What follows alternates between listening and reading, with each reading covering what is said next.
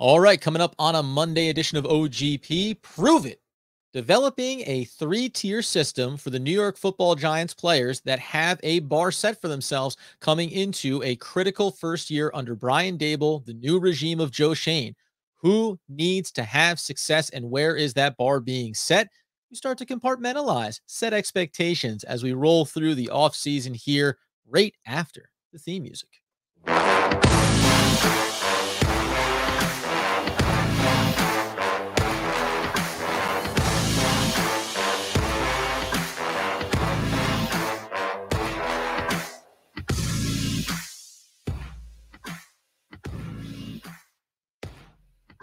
Oh, that's right. It's OGP, the One Giant podcast, where, of course, I am your host, Adam Arbrecht, also covering the Brooklyn Nets over on the Locked On Nets podcast with my boy, Doug Norrie.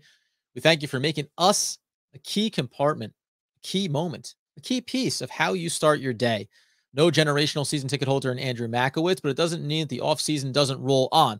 We'll talk about some other takeaways from the mandatory mini camp as we work our way through the week. We know that it's going to be July before we see the rookies get back there, and then the entire team, and then training camp, and what could look different, what names could be gone, what new names could be joining the roster. There's going to be a lot of things to break down here, but we thought, why not have a little bit of fun and a conversation around the expectations for a lot of these key players for the New York Football Giants. Guys we know, we think we know, are going to be here and be a part of what Big Blue accomplishes in the short term, and then potentially the long term, depending on what goes down. So when we talk about that, it's pretty easy to have the conversation and say, prove it. Tier 1. We know Daniel Jones, right? Prove it. Prove that you're a franchise quarterback. Prove that you are capable of being the guy going forward. That at the very least, you're worth a $30 million franchise tag next year, and then continuing to assess and evaluate. Maybe you still end up drafting a quarterback and you see how things unfold and have yourself another valuable asset. It's all possible. But ideally, when we say prove it, we mean prove that you're the franchise quarterback, prove that you're worthy of a long-term deal, and hopefully, from a Giants perspective, because we talked about it over on YouTube and had these conversations, we understand. Listen, can Daniel Jones give you enough of a positive sample size here, get back to the rookie year, the 24 up, the 12 down? Maybe you want to just compartmentalize the turnovers in terms of fumbles a little bit? Sure. And somebody pointed out, we'll get into this sidebar conversation, that fumbles versus fumbles lost are two different categories. They are. And are fumbles also and fumbles lost indicative of the protection up in front of Daniel Jones and whether or not he is solely responsible for that? Maybe, maybe not, right? There's always going to be these little wrinkles we can point to. But some of the best quarterbacks are also the quarterbacks that take hits and hold on to the football, right? Guys that can be mobile and still maintain it. We saw Josh Allen. Listen, he had fumbles, right? And a lot of those were when on the run and taking big hits. That's a part of his style of play and something you need to manage. But we've also seen the big upside with a player like that, right? So Daniel Jones comes into this year, and we haven't set the gold standard of what he needs to do. But you tell me you're throwing 25 plus touchdowns. You tell me you're throwing underneath 13 interceptions for the season. You tell me that you've eliminated some of those fumble concerns, obviously, or continue to eliminate them, I should say. He's trended in the right direction.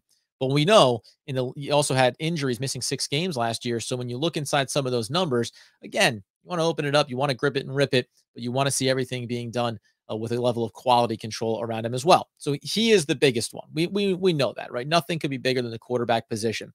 I put in the 2 first-round draft picks in Kayvon Thibodeaux and, of course, Evan Neal, because prove it. You've been taken high in the draft class, right? We know red jersey, undisclosed injury that Thibodeaux has been dealing with so far this offseason.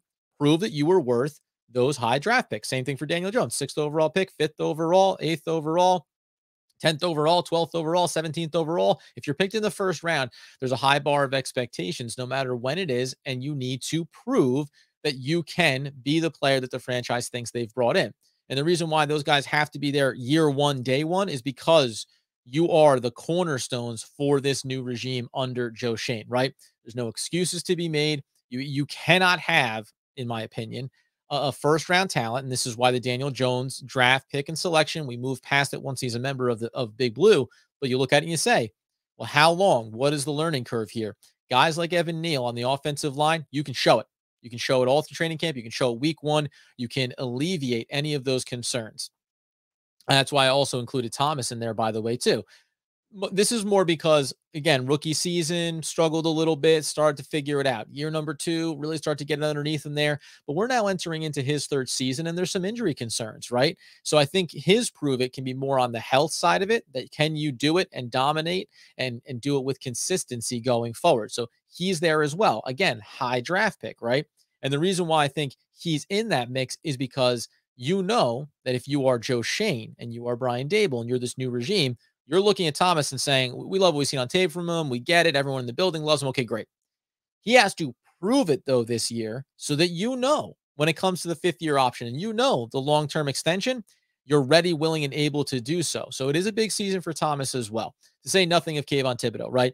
This kid needs to be able to come in. There's enough talent there on the defensive front. We always say, well, enough edge rushing talent, ability to get to the quarterback. Well, now the combination with Leonard Williams and Dexter Lawrence, you brought in a guy like Ward, you brought in Ellis, you have Ezeudu, right? You have enough talent there. And you have Wink Martindale. Thibodeau needs to come in and showcase it, right? We've heard the quotes this offseason from Aziz saying, I'd love it if Thibodeau broke my rookie record there for sacks for the franchise, right? Yeah, go get it, right? Be better than he was. 2nd-round pick, fell a little bit from injuries. Thibodeau, you're the guy. You're the cornerstone defensively. So there really can't be any excuses made there, right? We can't be in weeks 4, 5, 6, or 7 saying, yeah, he's coming on there, needs to refine a little bit of this. There's always going to be areas to improve, but Thibodeau needs to hit the ground running. Thomas, NEAL, right? These guys need to hit the ground running. And then you see a couple other names here that I thought interesting, maybe not interesting. You can get after me in the comments. It's a really big prove year for Kadarius Toney. The flash was there in a couple of games last season, but the health, right? The commitment.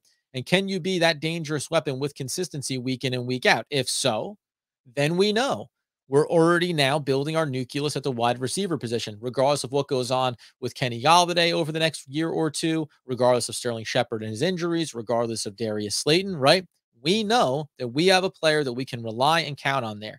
And then you bring in Wan'Dale Robinson and you say, we're starting to build this new chemistry. We're starting to build a new nucleus and in tandem with Daniel Jones, like prove it so that we know we have a dynamic weapon for Daniel Jones that he can develop with going forward, right? A lot of these decisions in the big picture, franchise tag, extension contract for Daniel Jones, you want to know that there's pieces in place around him. Now, the more you develop a system, the better you feel about being able to interchange some of these parts. But it's why Andy is so excited about the prospect of Daniel Bellinger emerging as a rookie, because if he does, check off that box for tight end, right? We feel like we've now done that, and he's a player that's going to be here for years to come. So big season for Toney, obviously. Show the consistency, show the health, show that you can be worth keeping around long-term and being this 1-2 punch with, we think, maybe a Wan'Dale Robinson.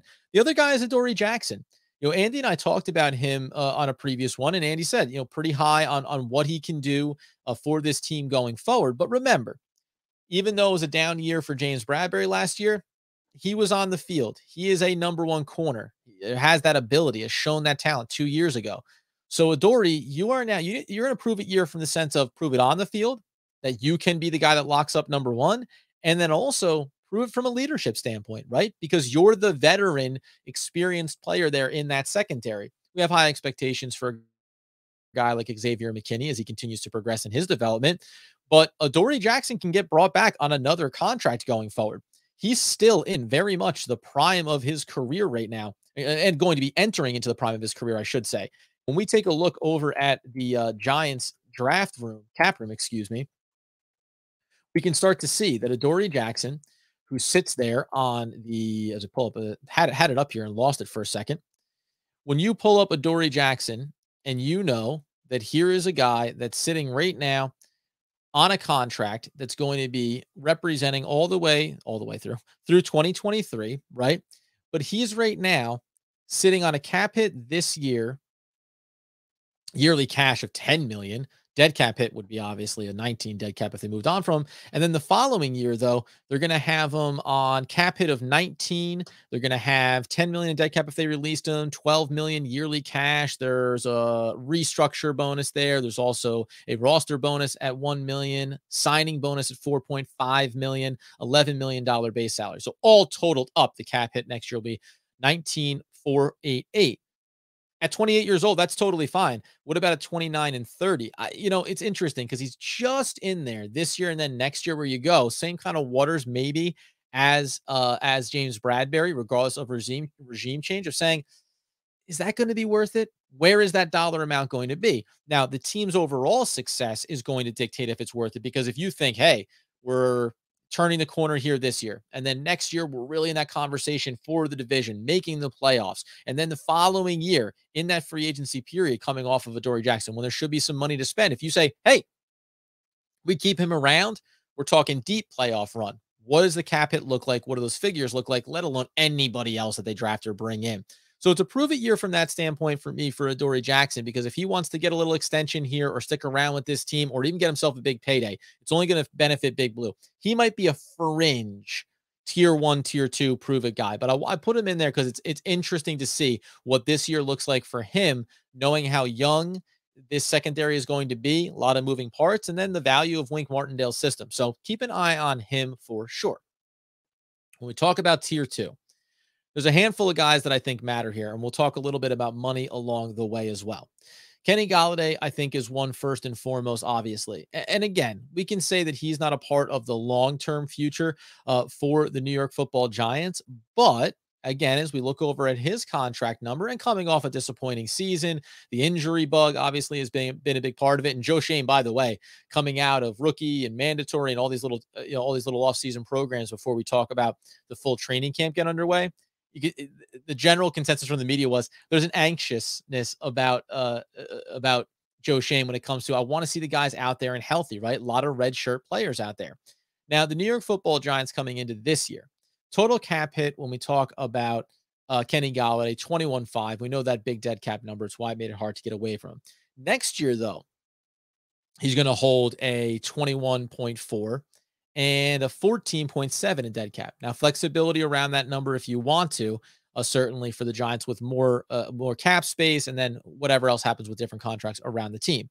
The potential out 2024 be 3-year, $53 million and a 6.8 in dead cap. So they can get out away from it. Last year, the contract is 2024 with the base salary of 14, total cap hit of 21. Remember that big first year, that's actually a little first year, but big from a financial standpoint, just 4.47 million was on that cap hit in his first season.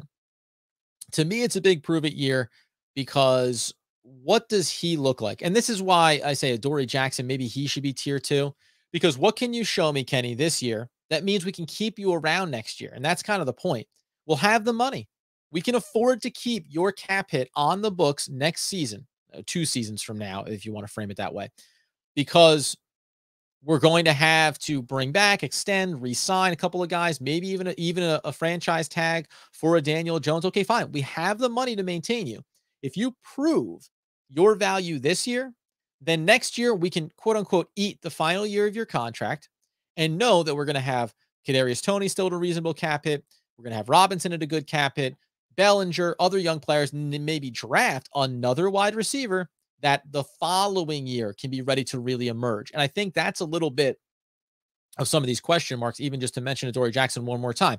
Give the breathing room for other guys to be proving it, so that you still have that process of, yes, this year, older veterans, a little bit of bigger money, and the following season, getting younger. Guys have proven it, right? They showed it in behind some of the starters. Now they're ready to emerge, or maybe they've taken over that role. So Kenny Galladay's success coming into this year, it only improves his trade market. It only improves his own value. And obviously, it improves what the New York Football Giants can think they can accomplish in the short and long term. So interesting to keep an eye on him, certainly, here as we move around. Tickle in the, if you're on YouTube, tickle in the nose there.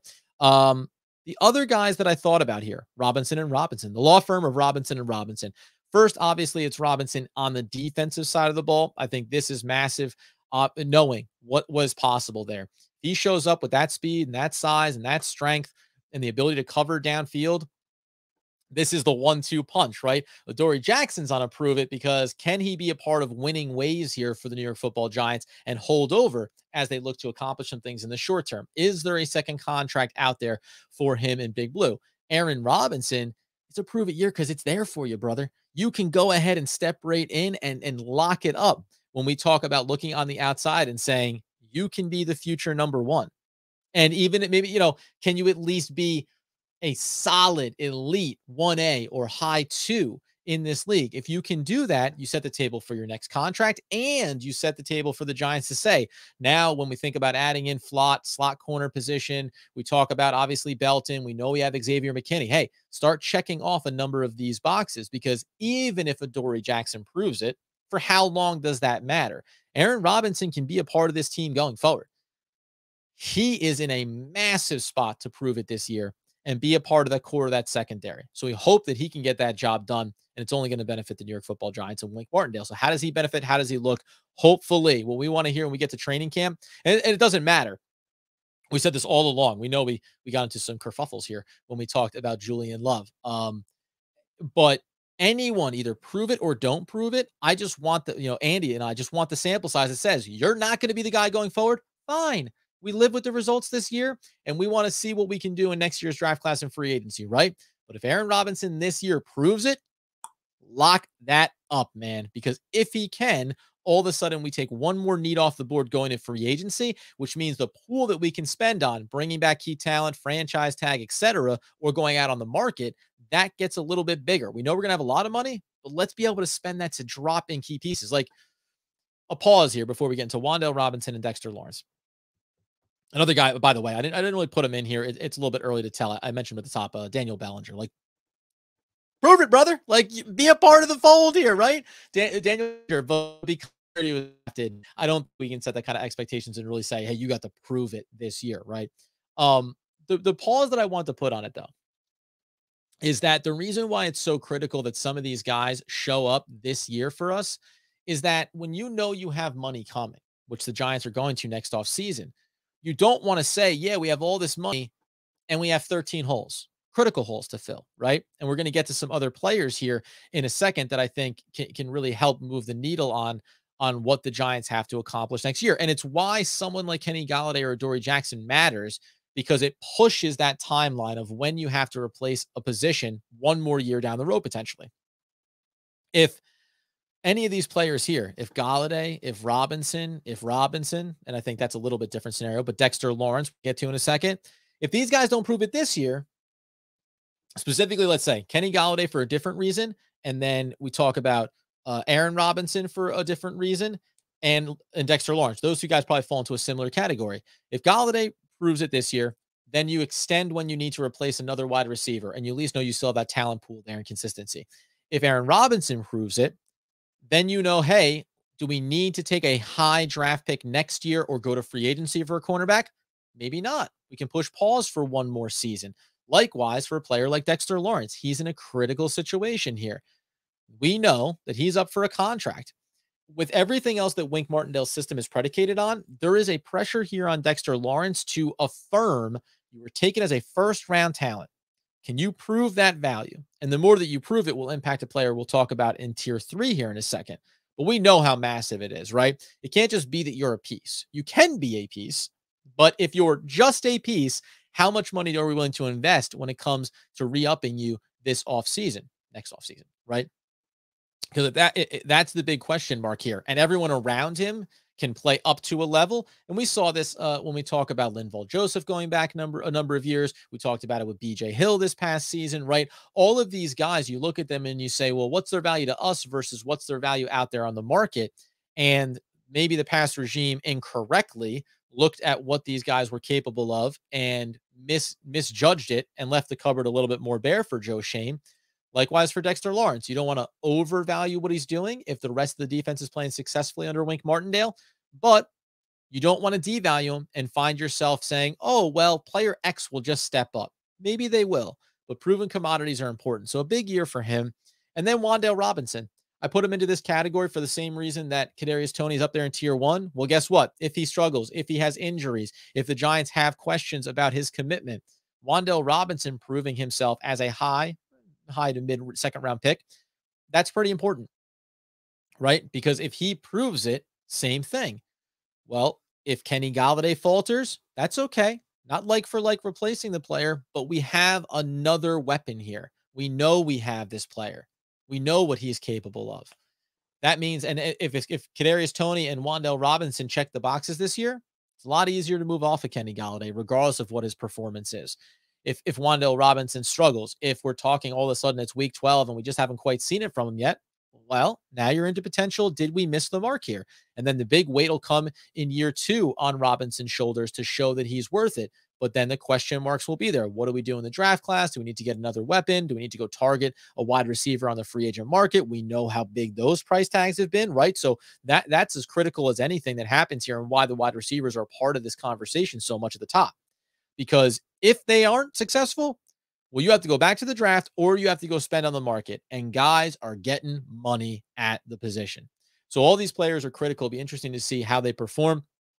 Obviously, apple of my eye is Wan'Dale Robinson. I want him to be successful. Dexter Lawrence, I love. I mean, I just love him. I think he does everything right from a player perspective, but you do have to prove the value there, because if not, you open up the floodgates. Any of the young players, I think, are as critical as anything we're going to discuss here to see what happens. Now, the last group I think is interesting. Prove it. Leonard Williams, right? Because again, and we've mentioned now a high price tag, high potential price tag here for a number of guys. And I don't think, Kenny Golladay is not up for a second contract. That's about the success of the team and being able to help the franchise push off when they have to address needs. Kadarius Toney, that is about second contracts and long-term success. But when we look at Leonard Williams, well, here's a guy with the old $27 million cap hit. And of course, we know that we're going to be staring down the barrel of $26 million next year. The potential out is 2023, 2-year, $45 million, and an 8.3 dead cap. If you want to avoid the dead cap number, and if you want to potentially at 29 years old, is Leonard Williams, unlike Kenny Golladay, is Leonard Williams at 29 and what will be 30 in 2024? Is he worthy of another contract? He certainly can be. I'm very interested to see what he proves this year underneath Wink Martindale, because this guy can go out and get after it. I think he can show versatility in a way. I mentioned this under Wink, that maybe he has not been allowed to or pushed to showcase, whether with the New York Jets or since coming over to the New York Football Giants. I think Wink Martindale, just like we talk about with Thibodeau, he's going to push him, right? He's going to want him to do everything under the sun. Leonard Williams is going to be asked those same questions. And if he proves it, and if the team starts to show success this year and then going to next year, well, then you hold on to it.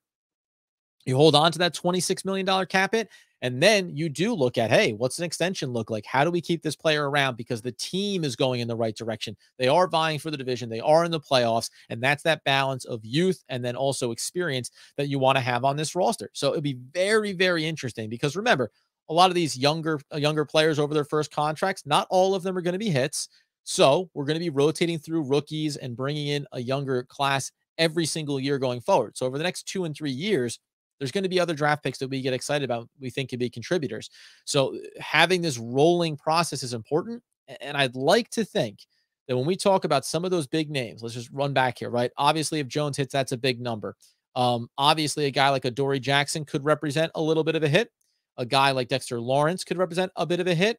And then a guy like Leonard Williams can represent a bit of a hit. You can invest at some of those positions on extensions and keeping them around, so long as the young money is staying fresh, talented, and on the field. Now, the other one to me is maybe Cordell Flott is a debatable one, but it's a prove-it opportunity here, because you need to see that he can lock up that slot corner spot. Show that you have the versatility in Wink Martindale's system. You proving that, I mean, listen, does it ring the bells for Joe Schoen and his draft pick? Of course it does, but it also takes it off the board. Little bit lower level to me. Other names just quickly here. Oh, I apologize. I didn't list it here. Roche and Ellerson Smith. Those are big ones to me, because again, we're talking about what is the timeline for in behind Thibodeau, in behind Azeez Ojulari. Well, versatility and obviously depth. Roche and Smith are 2 key pieces here. Man, do they need to prove it, right? You grabbed Roche off of Pittsburgh last year. That's great. Show me that you're capable of going forward with this team. And Ellerson Smith, man, I know we're going third tier with him, because where he was drafted and obviously from the previous regime, but he's got the speed, he's got the length, he's got the strength. He could be a key component to what this team does going forward. And if he hits this year, if he's healthy this year and can execute, all of a sudden you add this other weapon. And then when you look at a guy like Oshane Ximines, or you look at some of these other players within the edge and linebacker group, it's a lot easier to step away from them, knowing that you're checking one of these boxes. There's other names on the list we could throw out there, certainly. But you notice I'm not mentioning, I'm not going to mention Darian Beavers in year 1. I'm not going to mention McFadden in year 1. I'm not going to mention Cam Brown, because I don't think the same expectations were there. Doesn't mean I don't want to see him be successful, But I think Ellerson Smith is a player, when he was drafted for the Giants, you looked at and said, no, no, he can be developed into a real asset. And now under Wink Martindale, I think that the expectations can actually be raised a little bit. So really big opportunity for him. Guy left off here that I'm including with Ezeudu. And I don't know where, maybe I should have put Ezeudu on the third tier, I think is okay. Given where he was taken, maybe he's more of a tier 2 prove it guy, but I don't know where you set that bar. And that's because just ahead of him, obviously a big prove it year, but maybe he should be on this one with him. And that's Shane Lemieux. If Shane Lemieux proves it this year, why is it so critical? Check the box, right? Left tackle, we say Andrew Thomas. Left guard, Shane Lemieux. Even if it's Feliciano this year, we know he's not the big picture long term, but so left tackle, left guard, Lewinsky again, short term, not the long term, and then you have NEAL at right tackle. So we think prove it moments for 3/5 of this line. If Ezeudu steps up and shows, it can be one of two things. If he overtakes Shane Lemieux, fantastic, great ground, wonderful. Obviously, a prove it year for Lemieux to stick around on this roster, but Ezeudu can pick his spot anywhere on the interior and say, this is my job now. It doesn't necessarily have to be that he overtakes the starting role. Again, where he was drafted, do I think he should be winning one of these spots? Of course I do. But as long as he showcases, hey, man, this kid's developing, he's coming on. Year number 2 is going to be a breakout season for him. He's going to have a starting job on that offensive line. That is critical. And that's both a component of what we want to accomplish on the offensive line. And then the fact that this kid, he was drafted too high, right? To not be successful. I'm not saying he's drafted too high, but to not be successful, to not be a starter in year 2, automatic, too high. I already think that he should be there at some point this season. We'll see how it goes. Injuries do happen, right?